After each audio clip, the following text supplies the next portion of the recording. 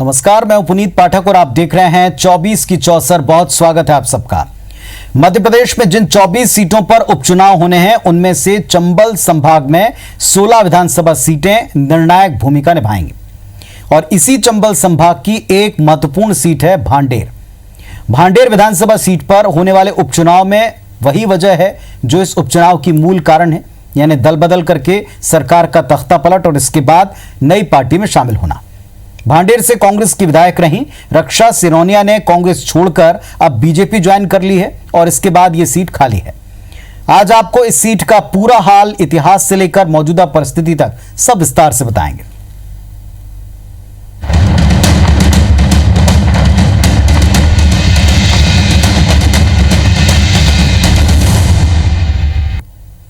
दो 2018 के चुनाव में भांडेर से कांग्रेस के टिकट पर चुनाव जीतकर विधायक बनी रक्षा सिरोनिया ने अपने नेता ज्योतिरादित्य सिंधिया का साथ देते हुए पाला बदला, बीजेपी में चली गई और इससे न केवल इलाके की सीट खाली हुई बल्कि इस इलाके के सारे पुराने समीकरण ध्वस्त हो गए। ये तकरीबन तय है कि भांडेर से रक्षा सिरोनिया अब बीजेपी के टिकट पर चुनाव मैदान में उतरेंगी, लेकिन उनकी जीत की राह में काफी सारे रोड़े हैं। वजह है क्षेत्रीय समीकरणों को नए सिरे से साध पाना इतना आसान किसी के लिए भी नहीं रहेगा।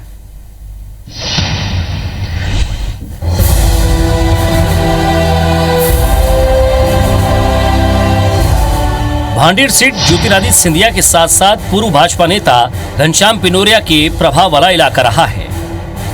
साल 2018 के विधानसभा चुनाव में रक्षा सिरोनिया ने मौजूदा गृह मंत्री नरोत्तम मिश्रा की समर्थक रही रजनी प्रजापति को 39,896 मतों से हराकर सीट कांग्रेस की झोली में डाल दी। इससे पहले भांडेर सीट लगातार 3 बार बीजेपी के पास रही है। भांडेर विधानसभा सीट पर पार्टी की जीत हार के आंकड़ों को समझने के पहले एक समीकरण पर नजर डालते हैं। भांडेर विधानसभा क्षेत्र में कुल 1,74,793 मतदाता हैं, जिसमें 93,639 पुरुष मतदाता हैं तो 81,160 महिला मतदाता हैं। यह सीट अनुसूचित जाति के लिए आरक्षित है। इस सीट पर जातिगत गणित को देखें तो इलाके में सबसे ज्यादा दखल हरिजन, जाटव, ब्राह्मण, यादव, दांगी, गुर्जर, कुशवाहा, मुस्लिम, साहू और बरार समाज के मतदाताओं का है। इन वर्गों के मतदाता निर्णायक भूमिका में रहे हैं। साथ ही बघेल, लोहार, सेन समाज, परिहार, आदिवासी समाज भी चुनाव को काफी हद तक प्रभावित करते हैं। लेकिन इस बार बदले हुए हालात में हो रहा उपचुनाव दोनों दलों के लिए चुनौतीपूर्ण है। न केवल भांडेर बल्कि करेरा, डबरा, अब्बाज आसपास से हमारे दतिया जिले से लगी हुई है, ग्वालियर तक हम लोग दलित समाज, हमारा जो गरीब समाज तबका है, सभी समाज, कांग्रेस एक पार्टी ऐसी है सभी समाज के लोगों को साथ लेके चलती है, तो हम लोग सब समाज के लोगों को साथ लेकर कांग्रेस को एक अच्छा बहुमत दिलाने का हम लोग का प्रयास है। देखिए, पब्लिक अब आजकल बहुत समझदार हो गई है। पब्लिक के मन की बात जानना तो हालांकि बहुत मुश्किल है, लेकिन फिर भी जहाँ तक मैं समझता हूँ पूरे देश की जनता, पूरे प्रदेश की जनता आज विकास के साथ है और जो पार्टी देश का विकास कर रही है, जो पार्टी देश का विकास करेगी, क्षेत्र का विकास करेगी, उस पार्टी के प्रत्याशी को निश्चित रूप से विजय सीट प्राप्त होगी। जनता को अब ये समझाना कि हम अच्छे या दूसरा दल बुरा, ये बहुत मुश्किल की बात है। निश्चित रूप से जनता जो प्रत्याशी क्षेत्र का विकास करेगा, क्षेत्र की बात करेगा, विकास की बात करेगा, उसके साथ क्षेत्र की जनता जाएगी और उसी को विजय सीट प्राप्त होगी। दलगत आधार पर देखें तो ये सीट लगातार 15 साल तक भाजपा का गढ़ रही है। भांडेर विधानसभा से पहले 1957 में कांग्रेस से राजाराम सिंह विधायक रहे। 1962 में फिर से कांग्रेस के राजाराम सिंह ही विधायक बने। 1967 में जनसंघ के किशोरीलाल हंस ने कांग्रेस से ये सीट छीनी। 1972 में जनसंघ ने दबदबा कायम रखते हुए चतुर्भुज ने जीत दर्ज की। 1977 में जनता दल के नंदलाल सिरोनिया जीते। 1980 में फिर से कांग्रेस ने सीट पर जीत दर्ज की। कमलापत आर्य विधायक बने। 1985 में कांग्रेस के राधेश्याम चंद्रसूर्या जीते, जबकि 1990 में भाजपा के पूरन सिंह पलैया ने जीत का परचम लहराया। 1993 में एक बार फिर कांग्रेस ने इस सीट पर कब्जा किया और केसरी चौधरी ने जीत दर्ज की। 1998 में बसपा के फूल सिंह बरैया जीते। 2003 में भाजपा के कमलापत आर्य ने सीट पर कब्जा किया। 2008 में भाजपा के आसाराम अहिरवार जीते तो 2013 में ही भाजपा का कब्जा बरकरार रहा। घनश्याम पिरोनिया ने सीट भाजपा के खाते में डाली। कुल मिलाकर चेहरे बदलते रहे, लेकिन ज्यादातर बार भाजपा ने इस सीट पर अपना दबदबा जमाया। लेकिन 2018 में कांग्रेस के टिकट पर चुनाव में उतरी कांग्रेस की रक्षा सिरोनिया ने नरोत्तम मिश्रा के समर्थक को बुरी तरह हराकर जीत दर्ज करके भाजपा के गढ़ में सेंध लगा दी। अब इस बार दोनों दलों के लिए बड़ी चुनौती है। कांग्रेस को दमदार दावेदार के जरिए सीट पर जीत हासिल करनी है तो भाजपा के सामने बड़ा चैलेंज है। हाल ही में सिंधिया के साथ शामिल हुई कांग्रेस की बागी रक्षा सिरोनिया के अवसरवादी और धोखेबाजी टैग को मिटाकर पार्टी के भीतर अंतर विरोध को थामकर अपने दबदबे को कायम रखना। मनोज चौबे, IBC 24, भांडेर। वैसे कोई भी चुनाव इलाके के विकास के मुद्दों पर, उस इलाके के लोगों की मांग पर, उस क्षेत्र की पूरी या अधूरी योजनाओं के आधार पर होता है। लेकिन मौजूदा दौर में ज्यादातर चुनाव चेहरों पर, क्षेत्रीय और जातीय समीकरणों के आधार पर लड़े जा रहे हैं।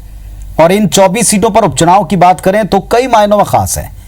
क्या इस बार उपचुनाव में भांडेर का विकास वाकई मुद्दा है या दल बदल और धोखा यही इस चुनाव की मूलधारा है?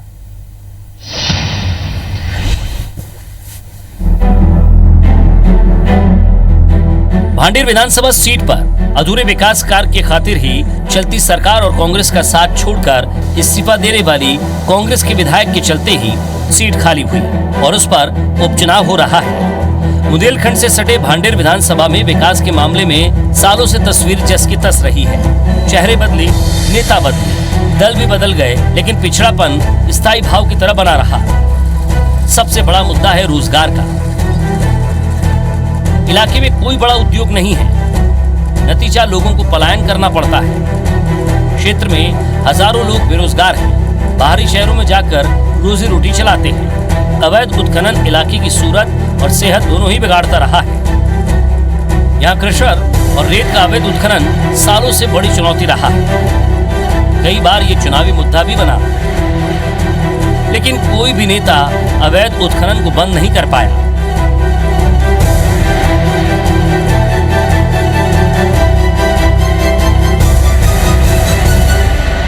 जनहित में एक भी काम ऐसा नहीं हुआ जिससे भांडेर की जनता को भी और भांडेर के किसानों को कुछ राहत मिली हो। गैस प्लांट भांडेर को 20 साल पहले मिल जाना था, लेकिन भाजपा के षड्यंत्र के कारण गैस प्लांट नहीं मिल पाया। उन्नाव जैसा कस्बा जो हमारे भांडेर विधानसभा क्षेत्र में है, वहाँ एक नदी पर एक पुल की हम लोग मांग कर रहे हैं 20 साल से। लगभग 15 साल भाजपा की सरकार रही, हमने मुख्यमंत्री शिवराज सिंह जी से मैंने खुद मांग की, उसके बाद फिर सरकार आ गई। 20 साल से उन्नाव बालाजी जैसे एक पवित्र धाम में एक रपटा तक नहीं बनवा पाए। जनहित की ये क्या बात करें।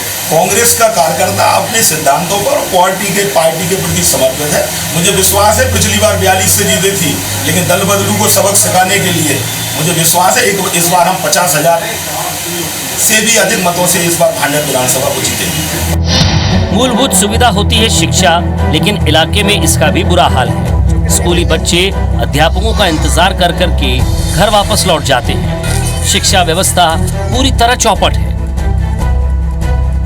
परिवहन को लेकर हालात ये हैं कि शाम 5 बजे के बाद यहाँ से कहीं पर भी जाने के लिए कोई साधन उपलब्ध नहीं है। जबकि भांडेर से दतिया जिला मुख्यालय से दूरी महज 30 किलोमीटर की है। नतीजा, वाहनों की कमी के चलते मजबूरी में लोगों को वाहनों की छतों पर बैठकर सफर तय करना पड़ता है। एक और मूलभूत जरूरत स्वास्थ्य और सफाई। सफाई को लेकर व्यवस्था ऐसी कि जगह जगह गंदगी का अंबार दिखता है। छोटी से छोटी बीमारी के इलाज के लिए बाहर जाना पड़ता है। और तो और सड़कों का हाल ऐसा है कि बारिश के दिनों में लोगों को अपनी जान पर खेलकर गहरे पानी में डूबकर निकलना पड़ता है। पिछले कई सालों में यहाँ बारिश में लोगों को अपनी जान से हाथ धोना पड़ा है।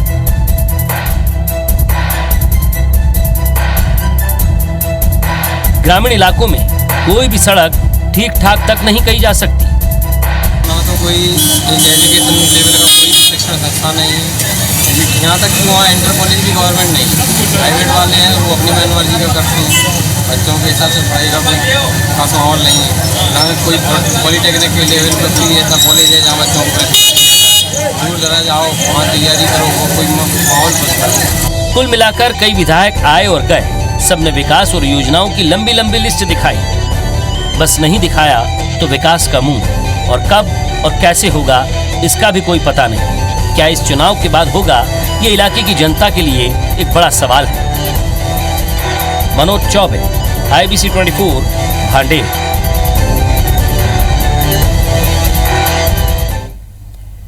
और इन सब के बावजूद लोग विकास की उम्मीद एक बार फिर से उन चेहरों से करेंगे जो इस क्षेत्र में उतारे जाएंगे। बड़ी बात यह कि यहां नए चेहरों को हर बार जनता ने मौका दिया, तो अब की बार कौन कौन से नए चेहरे दावेदार बनकर सामने हैं दलों के, ये आपको बताएंगे। तो 24 की चौसर में आज बात भांडेर सीट की करें। भांडेर विधानसभा सीट की सबसे बड़ी खासियत ये कि यहां मतदाताओं का अपने जनप्रतिनिधि चुनने को लेकर एक अलग ही रवैया, अलग ही रुख रहा है। 1962 के बाद भांडेर विधानसभा सीट से सिर्फ एक बार ऐसा हुआ जब किसी प्रत्याशी को 2 बार मौका मिला। हर बार चुनाव में यहां मतदाताओं ने नए चेहरों को मौका दिया और उसको अपना प्रतिनिधि बनाया। इस बार जहां भाजपा से कैंडिडेट तकरीबन तय है, तो कांग्रेस में दावेदारों की लंबी फौज है।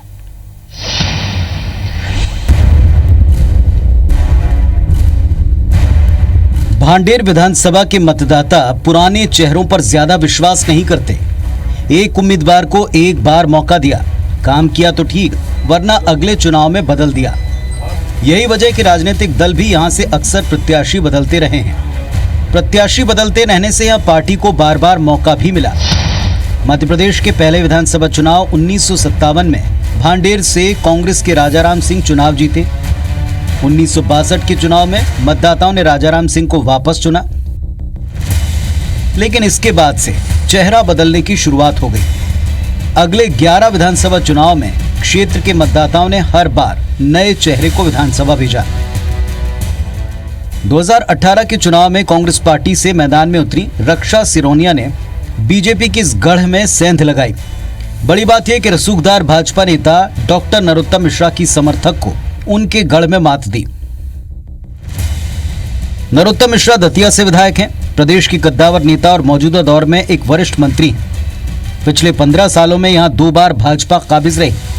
ऐसे कद्दावर नेता की समर्थक को मात देने वाली रक्षा सिरोनिया सिंधिया परिवार की नजदीकी हैं। कम वक्त में ही वो कांग्रेस पार्टी में मजबूत जगह भी बना चुकी थी, लेकिन अब वो कांग्रेस छोड़कर बीजेपी में आ चुकी हैं और इस बार रक्षा सिरोनिया के लिए चुनौतियां पहले से ज्यादा बताई जा रही हैं। भांडेर विधानसभा सीट से कभी रक्षा सिरोनिया के सामने शिकस्त खाने वाली प्रत्याशी रजनी प्रजापति घर बैठ गईं, लेकिन अब एक नहीं कई दावेदार चुनाव मैदान में। ऐसे में बीजेपी को भीतरघात का खतरा है। कांग्रेस जीती थी, इस बार मैं इस पार्टी में आई हूँ बीजेपी में, तो अब इस बार उससे ज़्यादा मतों से जीतूंगी और मुझे जनता का पूरा सपोर्ट है।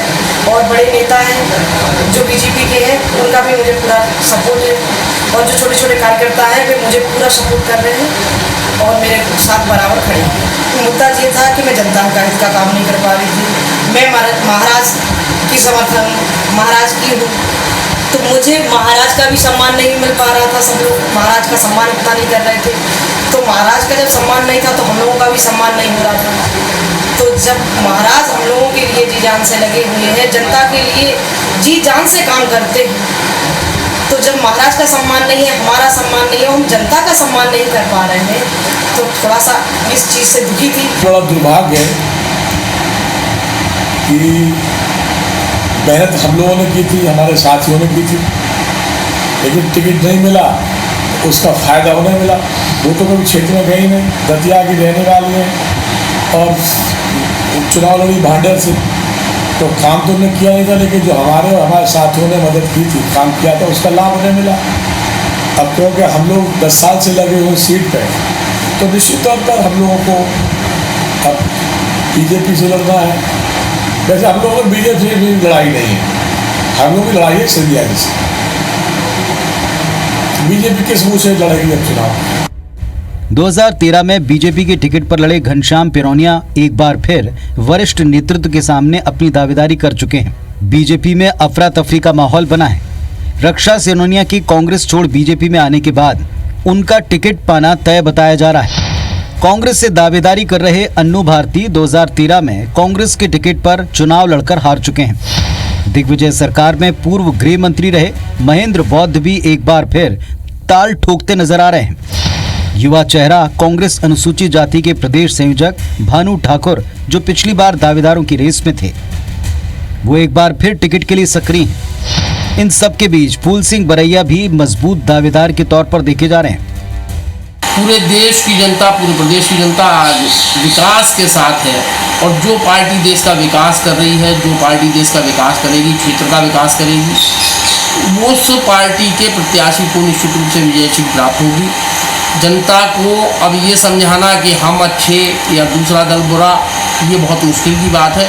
निश्चित रूप से जनता जो प्रत्याशी क्षेत्र का विकास करेगा, क्षेत्र की बात करेगा, विकास की बात करेगा, उसके साथ क्षेत्र की जनता जाएगी और उसी को विजय सीट प्राप्त होगी। पहली बात तो भाजपा की करें तो अगर उन्होंने दल बदलू को टिकट दिया है तो उनकी हार तो सुनिश्चित ही है। लेकिन भाजपा ने जो आम जनमानस का, जो हमें आम जनमानस ने में सरकार में हमें पहुंचाया, कांग्रेस को जो आशीर्वाद दिया और कांग्रेस की सरकार बनाई, उसका जो सम्मान भाजपा ने ये 24 विधायकों को खरीद कर जो सम्मान जनता का गिराया है, मुझे विश्वास है कि 2020 के उपचुनाव में 2400 सीटों पर जनता अपना सम्मान हासिल करने के लिए भाजपा को पूरी तरह हराएगी, वो अपना सम्मान बचाएगी और जो खरीद फरोख्त की राजनीति जो भाजपा ने शुरू की है, जनता इसका जवाब देगी, मुझे पूरा विश्वास है। इस बार हम लोगों को कांग्रेस का जो भी सिपाही है उसको दोबारा सरकार चाहिए, जिससे कांग्रेस के जो सपना था किसानों मजदूरों के लिए,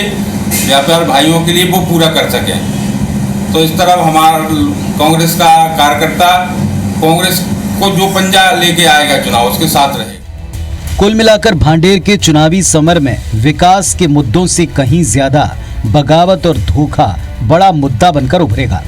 लेकिन उससे पहले पार्टियों की चुनौती है सही उम्मीदवार को मैदान में उतारना।